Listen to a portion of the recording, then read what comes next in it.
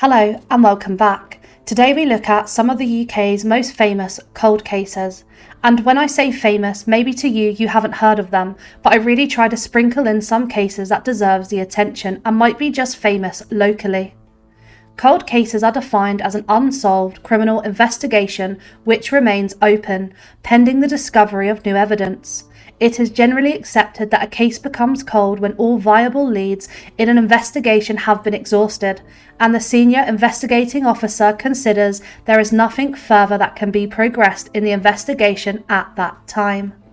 Between 2010 and 2015, the average number of investigations going unsolved was around 31 per year, but between 2016 and 2023, it increased to an average of more than 62 cases per year. In some of these cases, you will notice that there's actually a prime suspect, but because of other circumstances, mistakes made in the investigations, or mistakes made by the Crown Prosecution Service, these prime suspects aren't actually found guilty, so the case still remains cold. Obviously, we all know there is a large amount of cold cases in the UK, unfortunately, and by the stats, that's going to become more frequent, so I can't cover all of them in this video, but I really would like suggestions of cold cases that you want me to cover, so please put that in the comments section below. But let's get into our first case. Case 1, Vicky Preston and Rona Schofield. Vicky and Rona had been best friends since being in secondary school together, so of course they spent a lot of time with each other. And unfortunately, this journey ended together when they were both 19 years old. Vicky lived in Manchester Road, Bolton, and Rona lived in Beckett Avenue, but in the start of May 2005, they had been staying over in a different address with other friends on King Street, which is in Higher Broughton. On May 9th, 2005, Vicky and Rona had an argument with a lady at the property. This unnamed woman was 6 months pregnant. She actually moved out of the house after arguing with her boyfriend. Vicky was said to have told the woman's boyfriend that he wasn't the father of the child. It was also heard that Vicky had told the woman that she had slept with her boyfriend. The pregnant lady had asked everyone to leave the house as it was hers, and she had been paying the rent, but when they refused, she had gone back to her mother's house nearby. When the woman had got back to her mother's house, a family friend there said that she was going mad. She said she was going to take their lives and she was going to get someone to batter them because Vicky said she had slept with her boyfriend. Everyone else left the house. The two were then left alone in the property. Although not confirmed, it looks like these houses were abandoned houses, and officers described the property as relative disrepair and insecure. Vicky and Rona then went to bed. Between 3:40 and 4:10 a.m, 2 fires were started in 2 separate rooms on the ground floor. The fires were started in the front lounge and the rear lounge where the furniture had been set on fire. In the rear lounge, a sofa had been set on fire, and in the front lounge, the armchair. The fire brigade were called out at 4:09 a.m. by a neighbour. The fire reached such heat that it actually blew the windows out, and this is what woke the neighbours up. Vicky and Rona passed away. There was a mark left on the floor, showing how Rona tried to crawl along the floor to shut her bedroom door. The front door was actually also left open. Fire experts said that once the fire had reached the stairs that there would have been no chance of getting out, and the lack of oxygen would have meant they would have become unconscious very quickly. Forensic experts investigated the scene.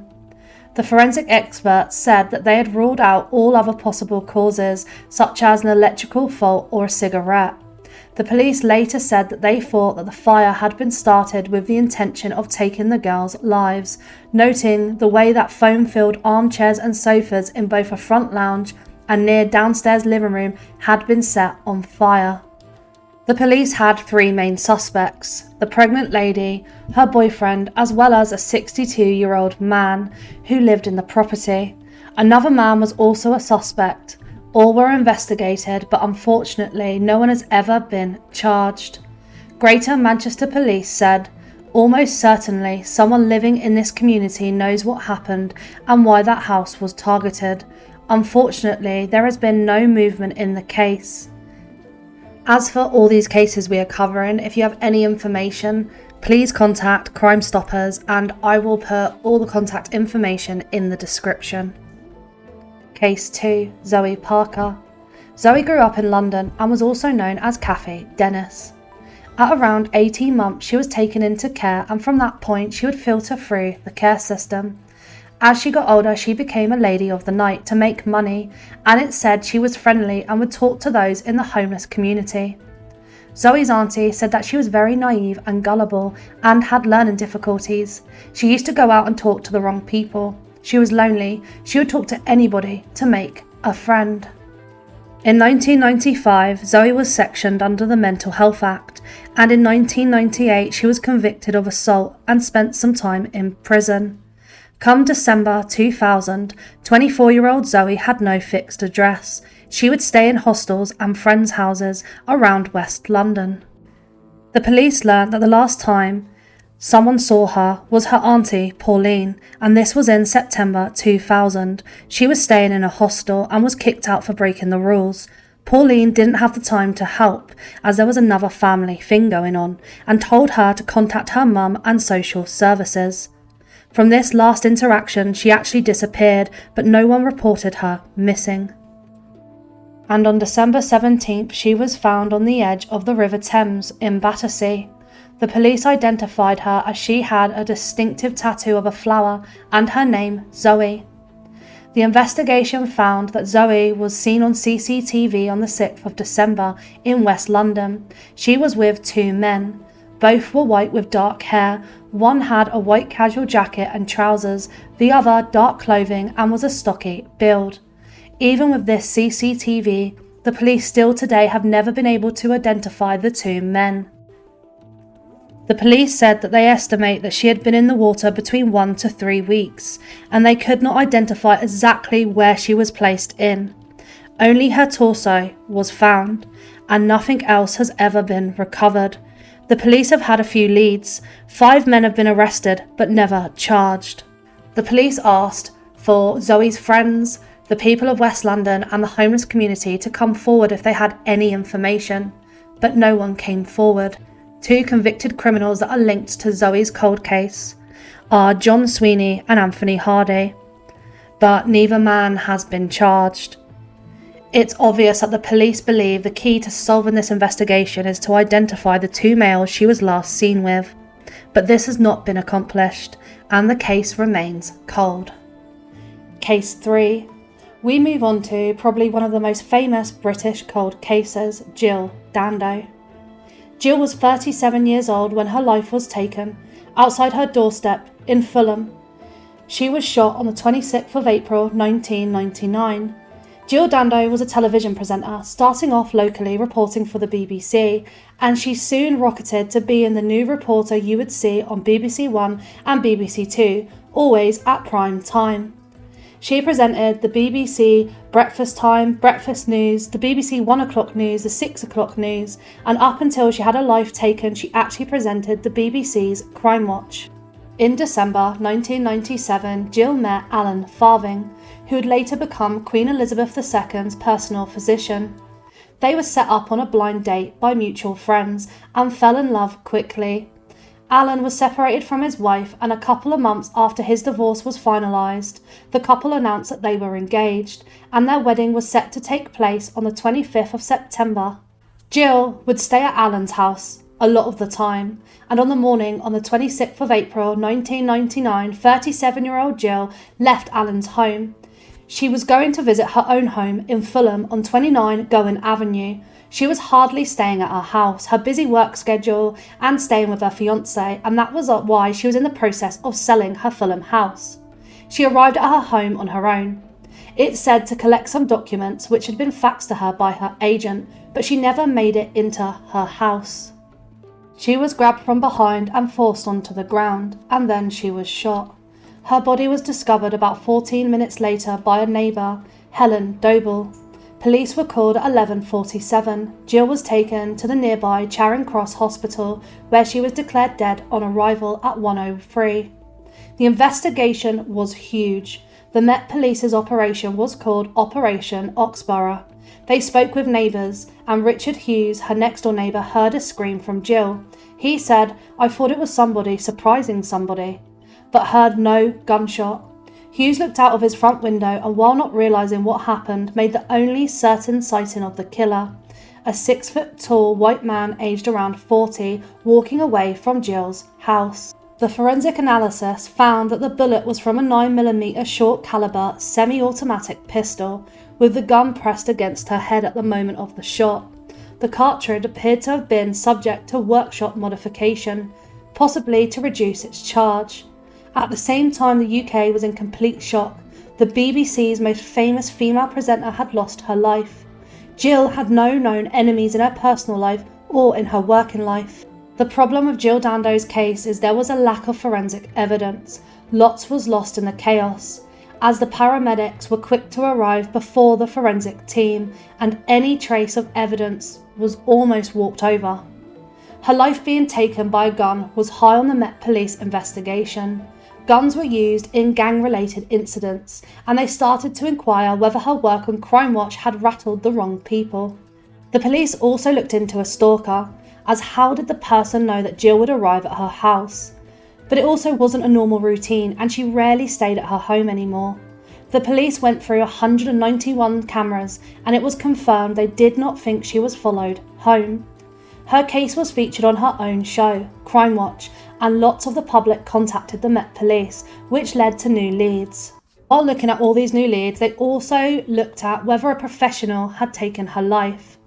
$150,000 was offered as an award, but nothing came from these Crime Watch leads. The police actually found 150 people they discovered who had an obsession with Jill, one being Barry Michael George, and he became the prime suspect after someone rang the Met with information that on the day that Jill had her life taken, Barry had come into a local drop-in centre which was close to Jill's home, and he entered very agitated and nervous. A local taxi firm also said that he had came into their office and was acting very erratic. He only lived half a mile from Jill and had a criminal record. In March 1980, after George failed in his attempt to join the Met Police, he was arrested and charged for impersonating a police officer. In the early 1980s, he appeared in a local newspaper claiming to be the winner of the British Karate Championship. He was exposed as a fraud by another newspaper. In January 1983, George was charged with R for a February 1982 essay of a woman in London. On the day Jill's life was taken, they asked him for an alibi. He claimed he was at the drop-in centre, went home and then stopped at the taxi rank to grab a taxi to the park. They also found he would say his name was Paul Gadd, which is actually Gary Glitter's real name. He also had another persona of a soldier. He was obsessed with celebrities. In 2000, the police arrested and charged him. They then searched his home, and the house was an absolute state. He collected old newspapers as well as other items, and there was junk literally everywhere. There were lots of famous photos of women, and they also found camera reels, and the police went and got them developed. These reels showed that he had stalked and taken photos of at least 100 women, but there were no photos of Jill Dando. He was also a member of the gun club, although the police never found the gun that was used to take Jill's life. In interviews, he denied all claims. He said he didn't meet her and he didn't commit the crime. Clothes and other items were taken from his home to be sent to the forensic team, and it came back that some of the clothes had residue from a firearm. They found a fibre at the crime scene that was linked to the clothing that they had removed. He went to the Old Bailey. He pled not guilty, but after 30 hours, he was found guilty and sentenced to life in prison. After this conviction, there was a lot of discourse. A lot of the evidence was only circumstantial. The police were under high pressure with how huge this case was, and they leant on the one lead of a lone man who was vulnerable with issues, and the forensic evidence that they brought to court. The defence argued the gun residue was such a small amount it could have been a cross-contamination in the lab, and that the prosecution's case relied heavily on his personality and criminal record. After 8 years, he gets a retrial, and he is found not guilty. It's found that the prosecution leaned heavily, like I said before, on his criminal record, his personality, and the gun residue. One of the main points from the defence was that the gun residue, if it was found earlier, may have made sense, but the police found this a year after the crime had taken place. The police then got a lot of stick, as they have through the whole process, but there is legit criticism.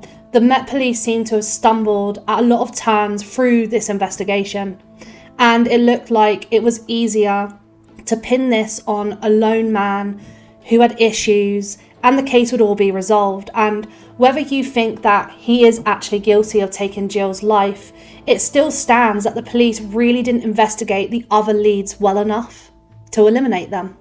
There was a cold case review of Jill's case, and it was established that they believed her life was taken by a professional.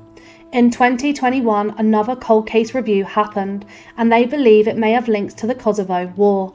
In 1999, the BBC received calls from Serb groups claiming responsibility. Jill had actually covered the war and made an appeal for refugees, which may have angered them, and it could have been in retaliation. In this review, they said that Jill Dando's crime had been ordered because of this.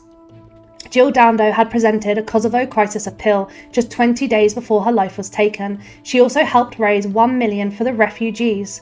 Her agent said following this, "We had a lot of mail, but not usually threatening.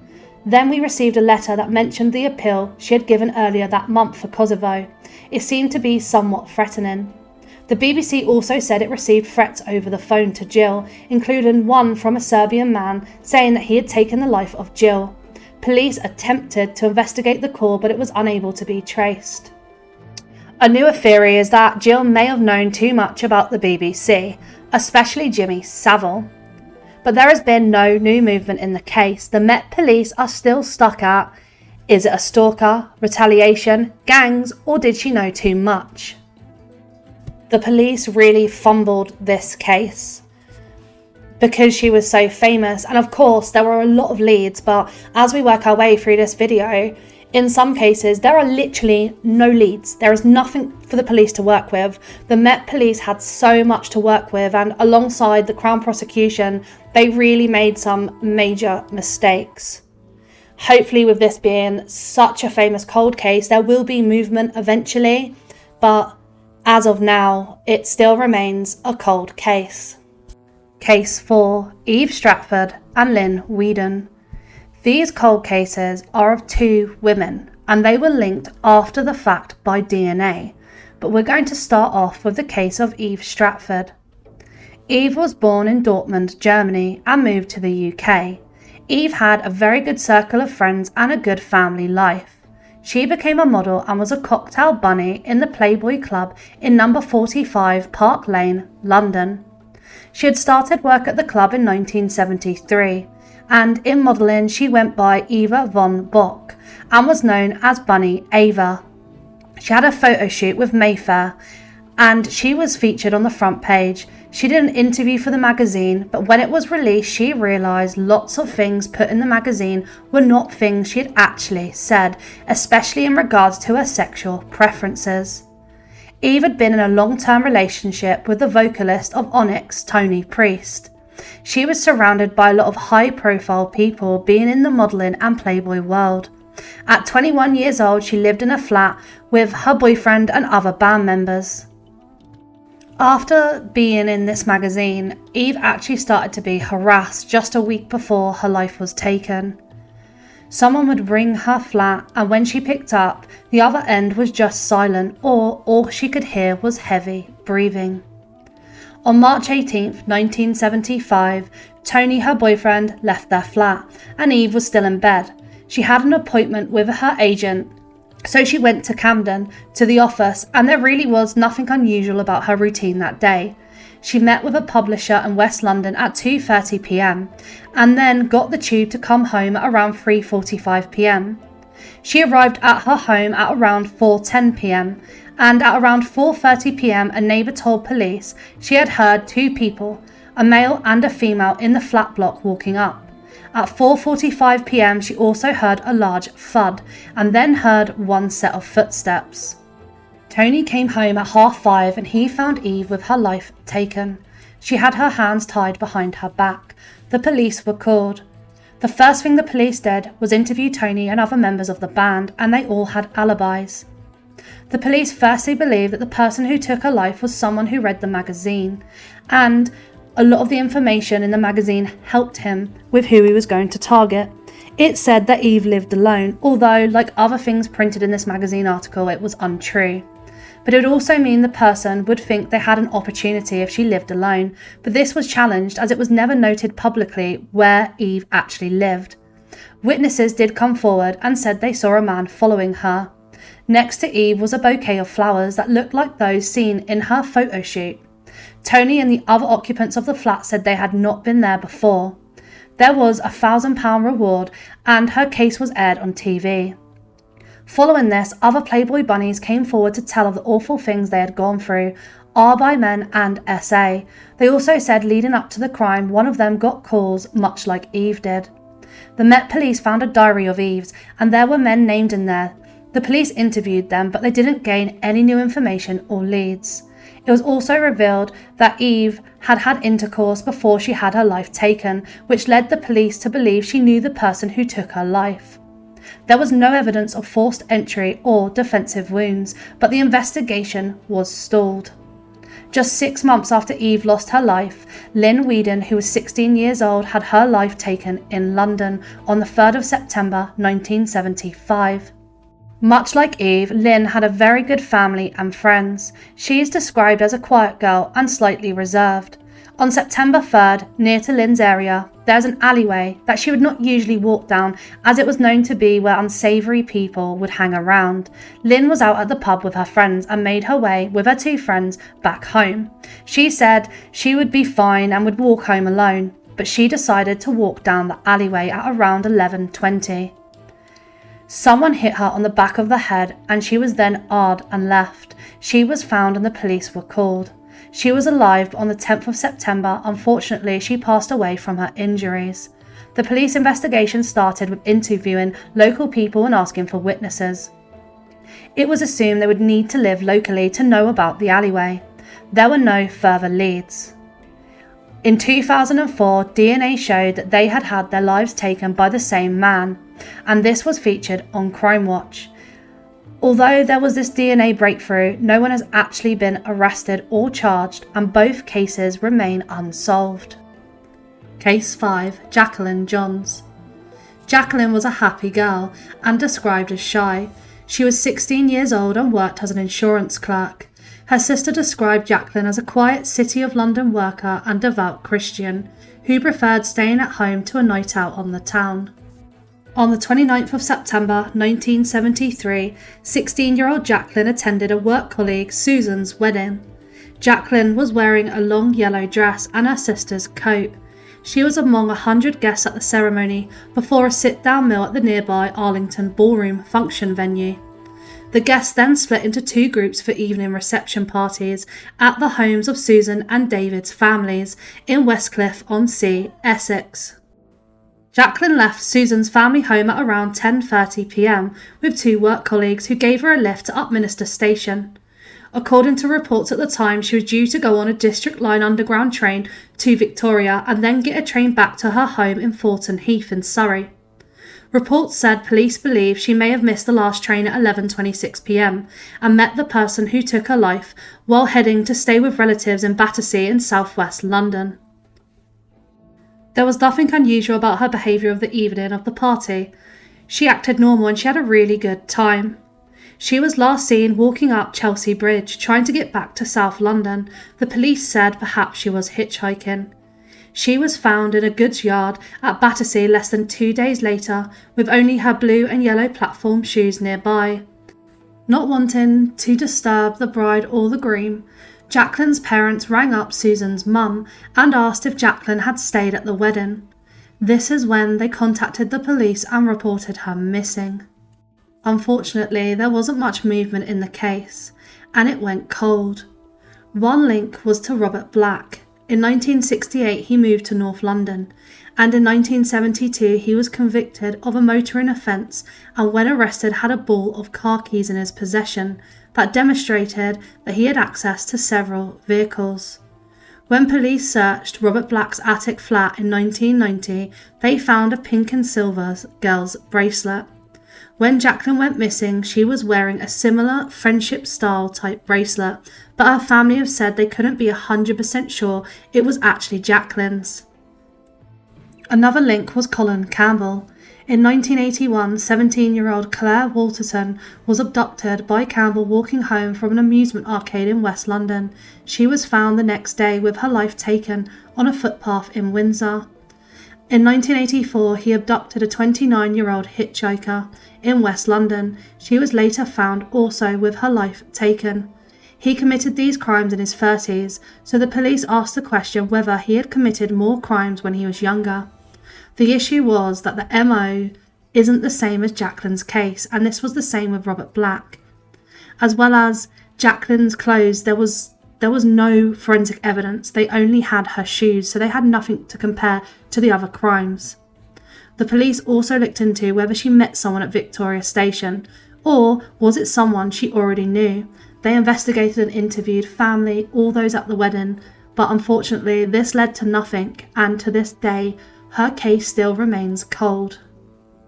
Case 6. John Looper. John was from a well-known Jewish family from Leeds, and he lived in Leeds with his wife, daughter, and the family's au pair. His family was well established in the textiles business. John's father and uncle founded Black & Looper, a textile factory, and back in the day it was one of the largest in the UK. They had customers like Burberry and the Leeds Football Club. John and his brother Toby decided to stay within the family business. His brother Toby described John as, "He was loyal, he was a great family man, he would help anyone, he would go out of his way to help anyone, sometimes even at his own detriment." Family friends described John as a colourful, forceful character, a warm-hearted family man who was generous to charities. Along with staying in the family business, John invested his money into properties, making him even more wealthy. John's house was worth around 1.6 million at the time. He also started investing into sports, specifically a sports entertainment firm that represented many high-ranking sportsmen and women. He sold his part in this business for around 9.4 million. On the 16th of February 2004, it was a cold winter night, and as usual, John left his mansion on Sandmoor Drive in Leeds to walk his dog around the block. He got to the end of his drive and he was ambushed by 4 or 5 men in masks. They dragged him back into his house where he was bound by duct tape. John's wife, daughter, and family nanny were all in bed and asleep at the time. The masked men went upstairs and bound them too, keeping them in the rooms they were sleeping in. They took John's wallet, a rare watch, which was one of only 4 sold in the UK at the time, and it was made of platinum with vertical rows of diamonds. The estimate suggests that the jewellery and cash that they stole was approximately around 100k in value. John was laying on the floor, and the gang tried to feed him marmalade. The robbers, having completed their raid, then fled the home. His wife and daughter managed to free themselves and ran downstairs where they found John and phoned the police. Police were called at around 1:45 a.m, and despite attempts by emergency services, John was pronounced dead at the scene in the early hours of the 17th of February 2004. Obviously, the police investigation then began. The police said that they believed this was based on the wealth and not any enemies John may have from business dealings or elsewhere. The robbers were well prepared, masks, gloves, they had all the right tools and they knew what they wanted to find with a getaway car parked around the corner of the house. The 3 women couldn't tell if it was 4 men or 5, but they described 3. The first was described as a tall, muscular black man with a Yorkshire accent. The second was between 5'3" and 5'6", of a slim build and believed to be mixed race or a light-skinned black man. The third was described as somewhat reluctant, having been overheard by the women, apologising for what was happening and claiming he did not want to be there. However, the women could not be certain of how many robbers there were, and the police were never able to establish this. The police then looked around the local area. They interviewed colleagues and family. They made plenty of appeals and even tried to trace the jewellery that was stolen, but this led nowhere. The pathologist came back with results that John had passed away due to the tape being put over his mouth. They believe that the robbers saw that John was unwell during the raid and tried to give him marmalade due to him having diabetes, assuming that John had told them this. The other inquiry was that the culprits were in criminal gangs from Bradford. In 2017, the case was given to the cold case investigators, and so far nothing new has been uncovered. There were multiple other robberies after John passed away, and the police believe these were linked and clearly think this is the work of a gang. But like in lots of other investigations, when it comes to working with the criminal underworld, it's rare anyone comes forward because of fear or because they are still involved in the criminal goings-on. If it was a gang, some of the questions that people have had is, how did they know that he walked his dog at that time? Obviously, they may have stalked the house leading up to the event as they looked quite well prepared, but they knew exact jewellery that they wanted, the watch, the rare watch. It's almost like they had some information from inside or knew someone in John's friends, family, colleagues, but that has never been proven. No names have been made public of anyone they have interviewed or any prime suspects. This February 2024 was the 20th anniversary of the cold case, and it still remains unsolved. Case 7, Lindsay Reimer. It's actually the 30th anniversary of Lindsay's case on the 7th of November this year. Lindsay was 13 years old and was a middle child. She lived with her mum and dad, older brother, older sister and younger sister in West Yorkshire. She had a nickname, Safi, given to her as she was much like the character from Absolutely Fabulous. She was very well organised and well behaved. She attended high school and had no issues, plenty of friends, and she had expressed an interest in continuing her education after school. She also had a Saturday job at the local newsagents. Her mum Jerry saying she liked fashion and this is what she used her wages on. The family as a whole went through some financial issues. They ran the local pub and it went under. Because of the financial strain, Lindsay, her older brother Daniel and her father Colin lived in caravans in the local area for a time being, and her parents separated, but eventually they worked through this and they were once again a family and all in the same home. It was the 7th of November and Colin, Lindsay's dad, her eldest brother Daniel and her little sister Juliet were all in the house. Her sister and mother were out. Lindsay decided to leave the home at around 9:45 p.m. to get some cornflakes for the morning. Her father Colin was on the phone, so she left the house to go on her way. On the way to the shop, Lindsay visited the Trades Club in Home Street, where her mum Jerry was out having a drink with a friend. Jerry offered to buy Lindsay a Coke, but Lindsay refused and left to continue her journey to the shop. At 10:22 p.m. she is seen on CCTV in the Spa shop, buying a packet of cornflakes. There was nothing strange about her surroundings, the shop, or how Lindsay acted from this point. Lindsay then disappeared and never made it back home. When Lindsay's mother returned home that night, she went to bed, and it was not until the morning that they realised Lindsay was missing. On the morning of the 8th of November, the newsagents called the home as Lindsay had failed to turn up for her morning newspaper delivery round, and it was at this point that the police were called. The police noted Lindsay down as a runaway, despite the family telling them this was not likely at all. The police still sent out appeals and set up an investigation team, but they received little to no information. Locals as well as family and friends searched the area, as well as the Rochdale Canal and River. There were TV appeals and reconstructions. During this time, the public noted that Lindsay's dad Colin portrayed very strange behaviour, that he was smiling and smirking. The family denied having any involvement. A statement said, "Your family has gone missing and you were on TV. It's hard to say how you would act." The police believe that Colin had absolutely no involvement in the case.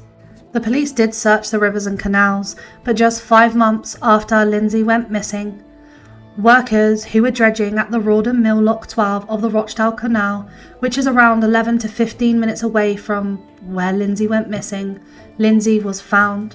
The police confirmed that this section of the canal was not searched originally. She was weighed down by a boulder, and this boulder was taken from the side of the canal. She was still in the same clothing. The location of Lindsay being close to her home, the police believe that after she left the spa, she was picked up by the culprit in a car and had her life taken on the night that she disappeared. They also stated it was probably someone she knew, given how sensible that she was. She went to a bonfire night party a few days before she had her life taken, and the police suggested maybe she met someone there. The police interviewed hundreds of people, and they looked at hundreds of vehicles. One of these vehicles was a red Honda. The car was found abandoned in Sheffield 10 days after Lindsay's disappearance, but information was given to the police that the car was spotted in the area Lindsay disappeared. Known as the Honda Man, he had actually tried to talk to a number of teenage girls in the town around the time of Lindsay's disappearance, including some of Lindsay's school friends. He was spotted near the Spa shop where Lindsay was last seen alive. An e-fit was released by the police, and although the police found the vehicle, they were never able to trace the man. The police also used the forensic evidence to eliminate Lindsay's cold case to any other cases. In 2016, they arrested 2 men believed to be the DNA profile of the person who took Lindsay's life, but they were eliminated. The police investigated all leads and had many different suspects who they eliminated, and as we draw close to the 30th anniversary, we still don't draw any closer to solving her case. Case 8. Mark Blanco. 30-year-old Mark was an actor hoping to make it big. He met Paul Roundhill at his local pub in East London, the George Tavern. On December 2, 2006, Mark was handing out posters of his play, The Accidental Death of an Anarchist. He then headed to Paul's flat in Fieldgate Mansions, East London. Paul Roundhill was a publisher and writer and had a close relationship with Pete Doherty. He said he was acting as Pete's self-styled literary agent. Pete Doherty was one of those at the party, as well as his minder Johnny Headlock. Paul Roundhill's flat is seen by some as a drug den. Once at the party, Mark was really keen to show Pete Doherty the poster of his play and get him to attend it. Pete was the lead singer of the Libertines and later on Baby Shambles. Mark wanted to persuade him to see his forthcoming appearance in the play, but he was deemed such a nuisance that the pop star asked his minder, Headlock, to have a word. Paul Roundhill admits forcing Mark out of the flat and punching him in the face 3 times. Mark, who had been drinking, had allegedly become physically aggressive towards Pete Doherty. During the altercation before he was ejected, Roundhill took Mark's hat off and set it alight in an attempt to distract him away from the singer. The initial police report said there's no evidence of any violence or threat of violence in respect to Mark's departure. Mark's mother Sheila said that's totally untrue because Roundhill dragged Mark to the door, tore his jacket and set his cap on fire. When I went to see Roundhill at his flat unannounced, he told me he punched Mark 3 times in the face. After being ejected from the party, Mark plunged 11 feet to his death from the first floor balcony. Roundhill returned to the building shortly afterwards. Though people in the flat say they were unaware he was back, but Roundhill, Headlock and Pete Doherty all deny knowing how Mark came to lie dying on the pavement after going over the stairwell balcony. It said on the website justiceformark.com shortly after the fall, Pete and his entourage fled the scene, running past Mark, who was lying in critical need of help in the street. They got into a taxi and left Mark to his fate. He passed away within 24 hours in hospital from severe head injuries. The police investigation was an absolute mess from the moment they were called. They didn't shut off the crime scene, and the police didn't tell the coroner that Mark had received punches before he passed away. They brought in Roundhill, Headlock and Doherty for questioning, but they were all released and no charges have ever been brought forward. Pete Doherty stated in a 2012 interview with NME, "The pressure they put on me was completely minimal. They said off tape, 'Pete, we're sorry about this,' but the family are convinced that their son was murdered. I can understand it, and it does look dodgy." The detective inspector, Mark June, told Sheila he was 98% certain that her son had taken his own life because his brother had died in the same way. An internal police investigation later concluded that June was trying to emphasise with the family, and this had not clouded his judgment. Actually, Headlock had walked into Bethnal Green police station and confessed to taking Mark's life, a confession he had also made to others, which he then retracted, saying he was under stress. The Independent Police Complaints Commission agreed with the family and thought that there were mitigating circumstances, upholding Sheila, Mark's mother's complaint that DI June made unqualified presumptions into the cause of Mark's death, thereby failing in his duty to pursue all reasonable lines of inquiry. Summing up at the inquest, the coroner, Dr. Andrew Reed, said, "I will no longer go on any further to consider the possibility that Mark took his own life. I can exclude this." He recorded an open verdict and asked the police to re-investigate. CCTV was analysed And John Kennedy, who's a pioneer of video forensics in Europe, said that these CCTV images indicated Mark may have been unconscious before he fell. Grant Fredericks, who lectures in video science to the FBI, said the pictures strongly indicate at least one other person appeared to be with him on the balcony. You can analyse 250 million measurement points, said Grant, adding that to apply it to the Mark CCTV would take less than 2 hours maximum. Sheila's solicitor, James Saunders, said, "We've done the difficult work and found world experts with lots of credentials. So what are the Met Police waiting for?" Sheila, Mark's mum, said, "They've never apologised to me, not a word.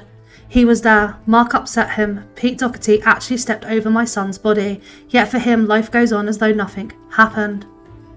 Pete Doherty actually told a music journalist that he believed Mark must have jumped from the balcony as an artistic statement because he was due to appear in a play where he is thrown all fours to his death from the window of a police station.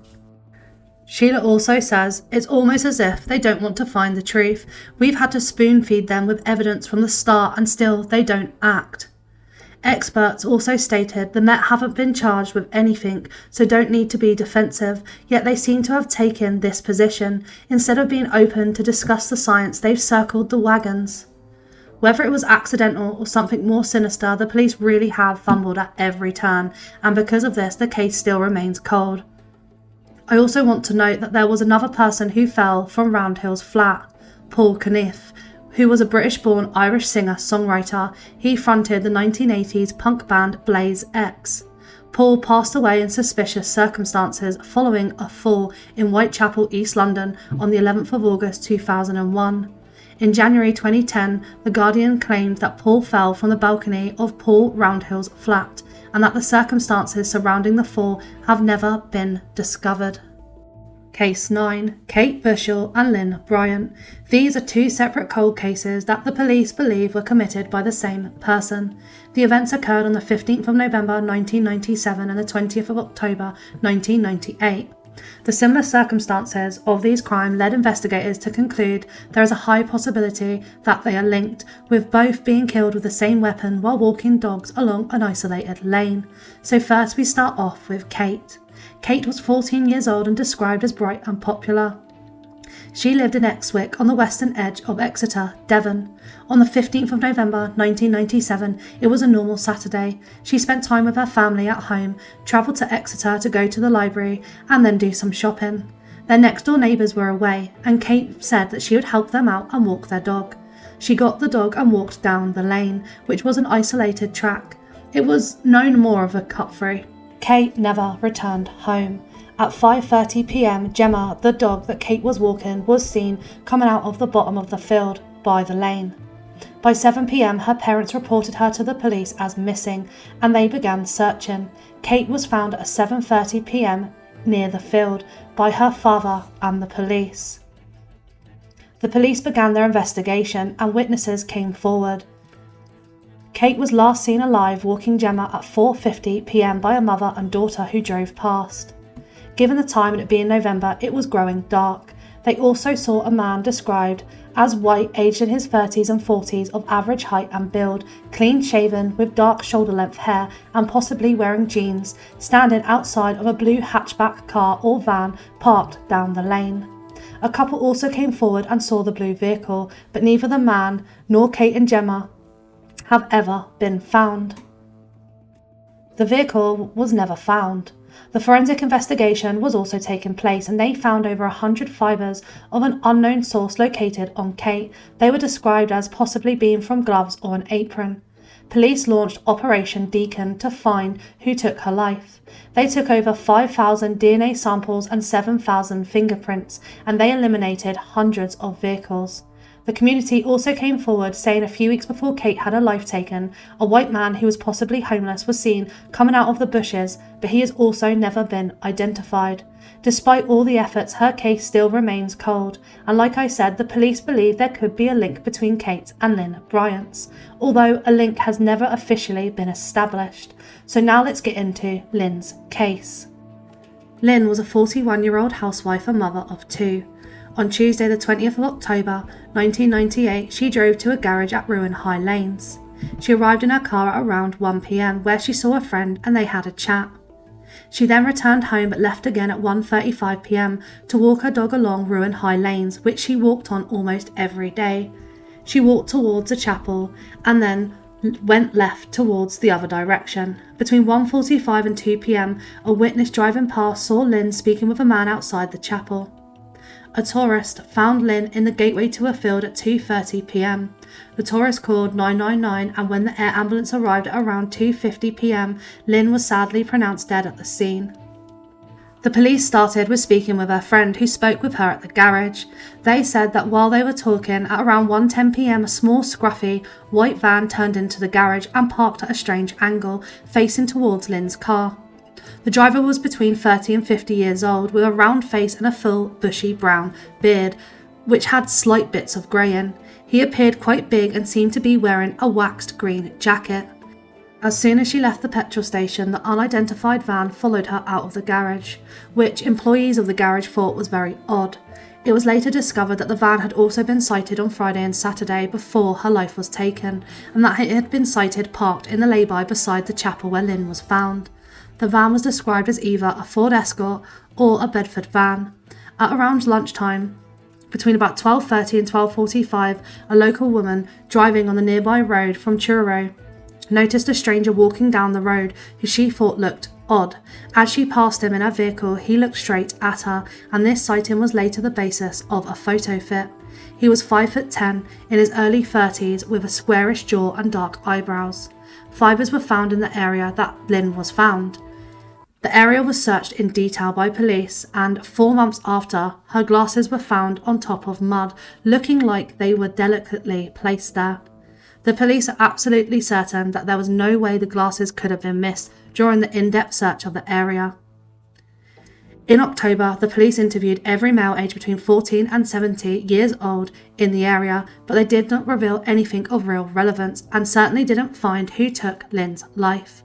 Senior Investigating Officer Stuart Ellis said, "This is a very remote area and not the kind of place someone is liable to just wander into." He went on to say that it's much more likely that the person was someone that had a reason to be there, whether that be work, family, or another connection. But the indication is that it is almost certain that the person that was responsible has good local knowledge and local contacts. In 2015, a partial DNA profile was found, but from this point, there's been no movement. Some police and retired detectives believe there could be links to other cases. Of course, like I've said, to Kate's, based on the MO gender and them walking their dogs at the time of the crime. 2 other cases that some believe could be linked are that of Helen Fleet, who was 66 years old. She lived with her sister in Osborne Road and was last seen alive when she parked her car close to a woods in Weston-super-Mare to take her 2 dogs for a walk at around 10:50 a.m. on March 28, 1987. She was discovered by another dog walker around 2 hours later, and a major police investigation began. On the 10th of November 1998, the cases were featured on Crime Watch. The lead detective, Chris Borland, said that there were distinct possibilities that the cases are linked, although he said that the murder could also have merely been local in character. He also said that they were working closely with both investigation teams. Both victims had been out walking their dogs in the southwest when they were attacked, apparently without any motive. He also said, "I truly believe that if we don't catch this man, there is every possibility that he will strike again." They have never been formally linked, but it's based on circumstantial evidence that maybe there is a connection, but there's clearly forensics that have been found in both cases, so I'm unsure why it hasn't been eliminated if they were links, or if there is a real investigation going on to link them both. I'm not really sure, and the police haven't actually confirmed if they're treating the cases as single cases or as cases together, and a lot of the theories do come from retired police investigators. Case 10. Billy Joe Jenkins. Billy Joe was 13 years old and was described as a fun-loving child who wanted to become an actor. In her short life, she was in the care system, her dad in prison and her mum unable to cope. She was in foster care. London-born Billy Joe was fostered by Sion and Lois Jenkins from the age of 9, and she moved with them to Hastings. She had lived with the family for 5 years. Unfortunately, on the 14th of February 1997, Billie Jo lost her life. On that day, her foster mum and dad, Sion and Lois, argued over Billie Jo. Her foster dad, Sion, later described her as being difficult. They arrived home from a trip, and Sion had asked Billie Jo to turn down her music. Evidence later indicated he had been infuriated when she had refused. He made her paint the patio doors that afternoon, and Sion found she had got paint on the windows, and later said that her painting was an absolute mess. Not long after this, she was found with her life taken in the family's back garden. On the day of the crime, Sion was driving two of his natural daughters home from a clarinet lesson. Billie Jo had stayed at home because she wanted to earn some extra pocket money and decided to paint the patio doors. He returned home at some point and left the two girls in the car. He then took them to a DIY store, but he actually had no money on him. Police believe this was to create an alibi. He claimed that they had gone to buy some white spirit. The police searched the house and he already had white spirit in the garage. He said that when he returned home, he found Billie Jo with her life taken. Obviously, the investigation began, and there were contradictions in his story, as well as evidence pointing to him being the prime suspect. The most obvious being that he had been the last person to see her alive, and the first adult to find her. The investigation revealed erratic behaviour by him around the time of the crime. They discovered 158 spots of blood on his clothing, and he drove around a nearby park in a circle and had taken an unusual route which extended the journey time. Obviously, like I said before, he claimed to go buy some more white spirit, but he had some in the garage. He said that when he returned, he found Billie Jo. After finding Billie Jo, he had not used the telephone next to her to call an ambulance. When he did call 999, he refused to put Billie Jo in the recovery position or check if she was breathing, like the operator had instructed. And when asked if she was breathing, he said, "I don't know, I haven't looked." Police said that the idea that a stranger broke into the garden, found a weapon and took Billie Jo's life during 10 minutes, as well as being able to escape, was implausible. There were allegations made of the household against him. The children and friends of Billie Jo said that he had been violent as they grew up and used corporal punishment against them. Two school friends of Billie Jo said that she had confided in them that Sion had punched her and scratched her neck, and that on one occasion she had come to school with blood on her face, saying that her foster dad had held her up against a door after she had told him to stop slapping her pet dog. The school friends also reported that on multiple occasions she had come to school with bruises on her arms and legs, claiming they were from arguments with her foster father. They testified that Billie Jo had once written "hate" on her knuckles and "I hate my dad." His wife also described his vein-popping anger when he lost his temper with Billie Jo.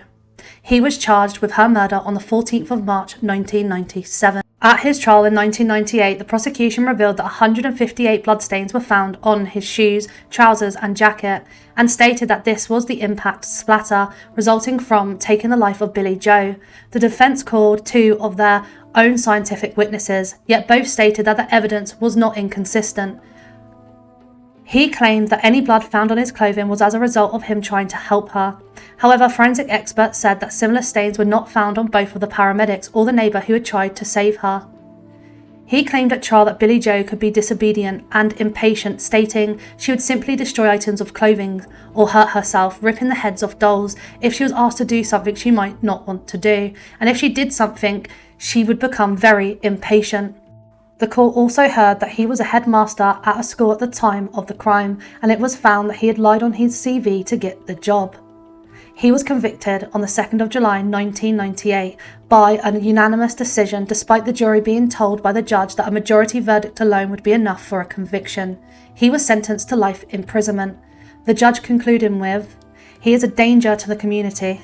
After his conviction, he appealed, claiming that the blood on his clothes had been sprayed onto him as Billie Jo breathed out as she passed away. The judge at his appeal in 1999 disagreed and concluded that even if Billie Jo had been able to breathe out as she lay, it still wouldn't have splattered over his clothes. The Criminal Case Review Commission investigated the case and heard evidence again from a scientific witness called by the defence, whose conclusions had been rejected during the 1999 appeal. The witness claimed that bloodstains could have resulted from a rare condition, which would have caused gases built up in Billie Jo's lungs, causing her to breathe out. The CCRC referred the case back to the Court of Appeal in 2004, and he had a retrial in 2005. At the retrial, forensic scientists stated that the blood spray could have been released from Billie Joe's injuries to her airways. They also said that it could have been because he tried to move her. It took around 3 months of evidence to be displayed in the retrial, but on the 9th of February 2006, he was declared in consequence to be acquitted. The Crown Prosecution Service indicated that no further retrials of him would be sought. He became the first man in British criminal history to be acquitted after being tried 3 times for the same crime. It then emerged that the jury had not heard evidence from his wife at the time, who described him as a violent man who had beaten the children with a stick and had previously injured her. He denied he had ever hit his children or wife in the press, but his children then responded by claiming that their father was lying and he had used corporal punishment against them. After he was released from prison, he moved to Lymington in Hampshire with his new wife.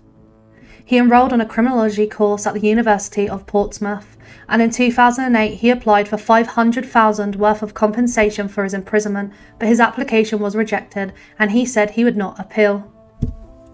Billie Joe's biological family, as well as her foster mother and sisters, believe that Sion committed the crime, but unfortunately there has been no justice as of yet.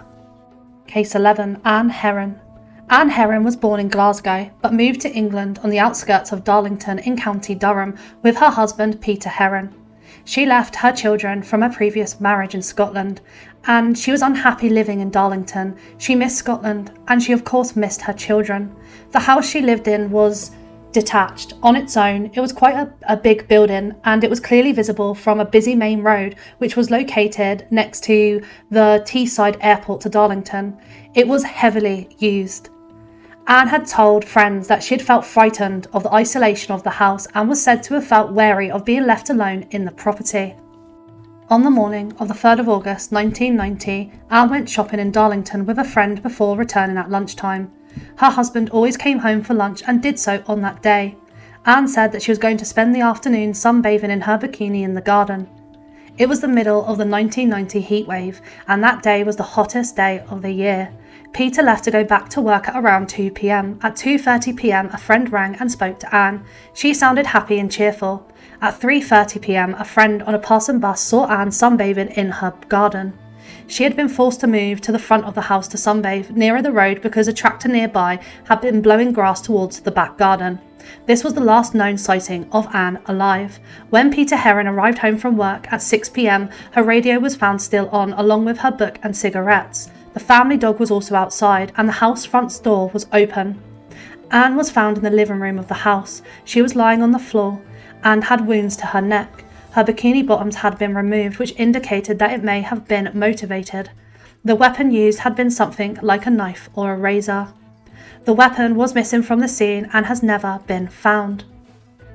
Police started their investigation, and they noticed that there were no signs of struggle either inside or outside the house, indicating that she may have known the person who took her life.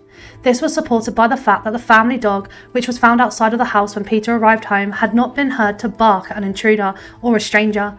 A witness came forward to say they saw a blue car, possibly a Vauxhall Astra, parked outside the house at around 4:45 p.m.